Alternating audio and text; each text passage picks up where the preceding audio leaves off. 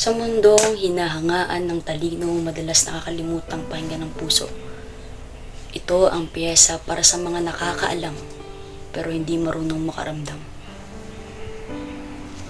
Sabi nila ang edukasyon ay ilaw, pero bakit may talinong ginagamit sa pagyurak ng tao?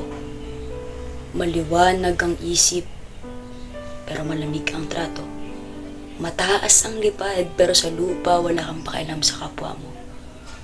May diploma kang hawak pero wala kang kamay na iabot. May boses kang malakas pero sa iyak ng mahina, lagi kang nakatalikod.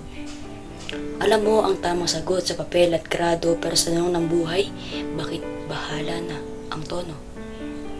Tinuruan kang magsalita ng malalim na salita pero hindi kung kailan makikinig at uunawa. Tinuruan kang manguna at umangat sa pila pero hindi kung paano bumaba at magsilbi sa iba. At baka hindi na ito tungkol sa propesyon. Baka ito rin ay kwento ng puso at emosyon. Matalino ka sa usapan at pangako. Alam mo ang linya para mapasabi ang oo. Eksperto ka sa tamang oras at galaw pero sa pananatili, bakit laging ikaw ang wala sa tanaw? Ginawa mong lohika ang relasyon at lambing. Kapag mahirap na, bigla mong tinatawag na training. Pinag-aralan mo ang puso, parang exam, sinagutan, pinaasa, iniwan. Next na lang. Sa humihingi ng tulong, sinabi mong mahina. Sa humihingi ng lambing, sinabi mong sobra.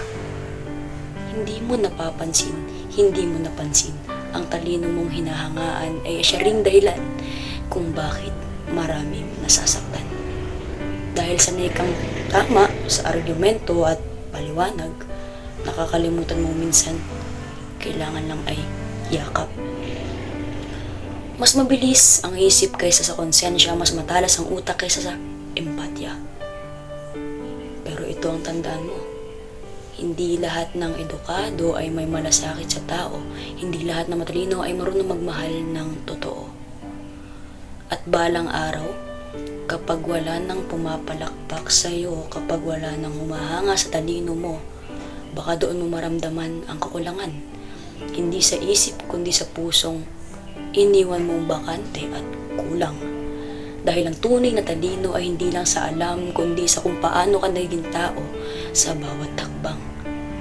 At ang katalinuhang walang puso, tandaan mo, kahit gaano kataas, sa huli, mag-isa pa rin ito. At yan ang may utak